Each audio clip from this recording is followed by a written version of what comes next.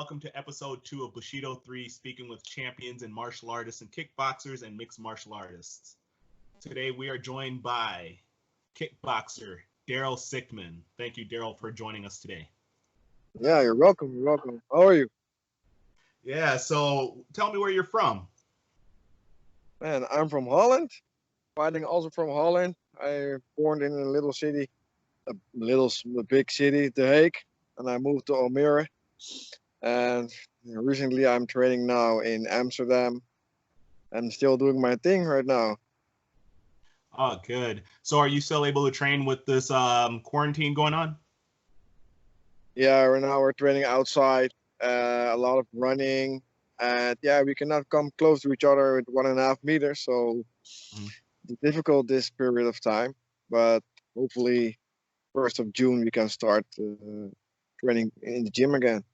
Okay, good. Do you have a fight scheduled as of now? No, not yet. It's difficult for all promoters to organize events you're not sure if they can go through with it. So yeah, we have to wait. We're still in training, not 100%, but we're still in training, and we're keeping our condition little bit by little. Yeah, just waiting up for that call that says, hey, here's a fight, and if it looks good and you've been training, you're ready to go then, right? Yeah, then we can go. Yes. Very good. So what I wanted to ask you is just some couple questions for the American fans that follow Bushido 3 to sort of get to know one of the Dutch champions that I've been knowing now for quite a while. I think almost 6+ years now. I've known you since from way back now, it seems, and it's really cool because I tell my friends about you and I tell other martial artists about you, but I want them to hear it from you on who you are, what your next goal is, and steps are in life. If you don't mind sharing with us. So how many years have you been training in kickboxing? Oh, I've been training now since I was 14 years old, and it's almost 15 years. Wow. I started in the. Oh wait, people are driving here. Yeah, I was just in the clubhouse with some friends, and yeah, the important thing for me was I want to be better than the other guys, and so I started to grow in kickboxing, fight by fight. I moved house here and there, so yeah, it was quite the road to success, really. Mm-hmm. And how many fights do you have in professionally? And professionally, I don't know for sure, but in total, I have 80 fights right now. Very nice. That's the cool thing that I do like about long-time training martial artists is, wow, it's like we don't keep that much of a track of how many fights or how many years. Sometimes it's just like, hey, it's a part of our life. It's, hey, you go, you do, and you enjoy, right? Yeah, of course. We can't live without it. Exactly. Yeah, definitely. So who's been your inspirations in kickboxing and in the fight game? Who do you like the most? Who's your top 3, would you say? Or top 5? Yeah, my top 3 since I was training. Yeah, first of all, it was the older guys, from the K1. I've been training with him for a while. Remy Bonyaski, he was first of all my idol, and I still host. And I was training with Tyrone Sprong also, and a lot of other fighters, Nathan Corbett, Peter Arts, Alistair Overeem. I've trained with them all almost. So those guys are my inspirations. Like, I want to be as big as those guys. So they always say, yeah, you have to keep training, blah, blah, blah. And that's the biggest inspiration I've got since now. Right. Yeah, and it's very cool that you name those people because I've also looked up to those guys. I'm older than you by a little bit. I'm 41 years old, but ever since I'd come to the Netherlands, I was able to train with Remy Bonjaski, come train with you and some other top guys and Gegard, and you've been one of the coolest champions that I've ever been able to train with and knowledgeable. even for you're a young guy. I have to call you a young guy, but you have so much knowledge because you train with all those guys that are champions, and you're a champion, multiple time champion also. So Yeah. definitely, that's one of the things I always try to tell young martial artists and the young fighters that I train is, hey, be like Darryl, be like other champions that I know from Holland. Train with good champions, train at different places, put it to work. Do you believe in that? Doing some cross training? Yeah. Yeah. So who's been who's the toughest fight for you, I guess? Who's been your toughest fight after all these years? My toughest fight. Oh, I think I had 2 difficult fights. Mm-hmm. Like really difficult. So I have to put all of in it. Like with Cosmo Alexander, Mm-hmm. and with Myrtle Groenart. Those fights were, yeah, it was like both champions against each other. So it was heart to heart. No time for mistakes. Every mistake is gonna be punished there. So it was mentally and physical. It was very hard. Yeah. Right. And would you consider yourself a technical fighter or a brawler or a kind of chameleon type guy that can change the fight, either be a technical or a brawler, or do you stay pretty technical when you fight? Yeah, I think like maybe they said like chameleon, because I'm waiting Mm-hmm. for them to. I'm shaking those guys in sleep. So like I'm doing nothing, and they think, yeah, I can get him, and when they open up, I'm like, bam! That's where the knockout come from. Yes. And what is your fight nickname or your fight name? My fight name, yeah, after when I started fighting, I had a lot of knockouts on my name, and then it was like I had 40 fights, and I think maybe 30 of them are knockouts. So they started to call me knockout specialist, KO specialist. Mm-hmm. And yeah, during my career, yeah, changes of gyms and difficult time in private, this called life, yeah. So now I am 80 fights, 36 knockouts, and 15 losses. So yeah, Uh-huh.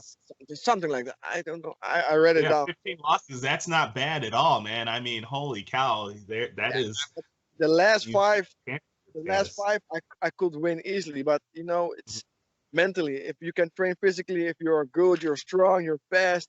But if mentally is like, it's not good, then Mm-hmm. yeah, and the fans are waiting for you. Yeah, you heard your name, and you have to go on the catwalk. But deep inside yourself, you're like, oh man, what I'm doing here? I have to fix something else, something important, But yeah, I think all fighters got some of that period. It's not always like fresh sunshine, as we call in Dutch, but Oh it yeah. I've you been have there too, you where I sometimes you was up, injured and sometimes you had to do a fight. right?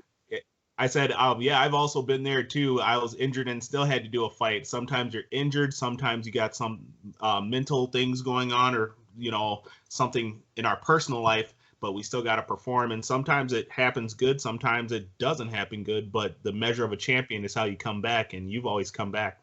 That's one good thing I must Yeah, say. true. Because I won't let them win, even though they beat me Awesome. in a fight.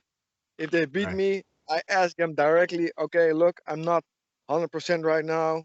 We do a rematch. I give you maybe 2 months, 3 months, or 1 year, but Mm-hmm. we're going to rematch. And they all said like, no. So, if I'm coming back, man, I'm coming real good. Just like now, everybody, I'm posting on Facebook. I'm eating fries. I'm chilling on the couch. I'm riding the boat. But you know how social media is working. When you post Mm-hmm. something, everybody thinks, "Oh, he's not in training. We're training every day." Right. And where are you training these days? Now I'm training in Amsterdam, City Mm-hmm. Otong. Okay. So those guys are this guy Regin Eersel. I followed him also. He's now the one championship champion there. He fought against Right. Nicky. I think. Yeah, he fought Nicky twice and beat him twice this time for the belt, right? Yes, yeah. Yeah. Who would you like to fight in a dream fight or next fight if you could pick who it could be with your very best camp and physical peak? Who would you like to fight? I think I also want to fight Nicky because I was waiting for him over 6 years.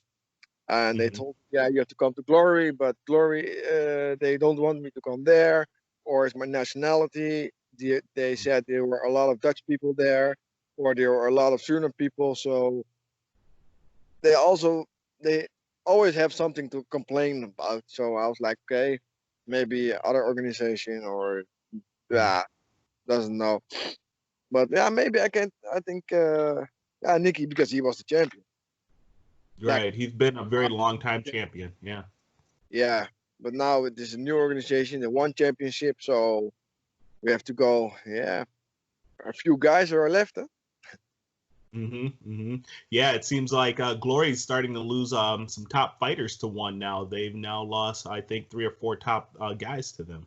Yeah, also heavyweight guy I saw. The Turkish guy, I think. He signed up with the one championship. Yeah, it's they didn't have like heavyweight there, and now they lost one again. So now only Rico was remaining. So, are you signed with the organization right now, or are you a free agent right now? No, now I'm a free agent. Okay, good. Free, look. So oh, that is very pretty. That's one of the places I'd love to live is the Netherlands. I think that's my dream spot. Yeah, I think in summer, look, it's not always nice weather, but if it is nice weather, yeah, so nice. Then I'm going there with the boat. Wow, nice. Very nice. Yeah.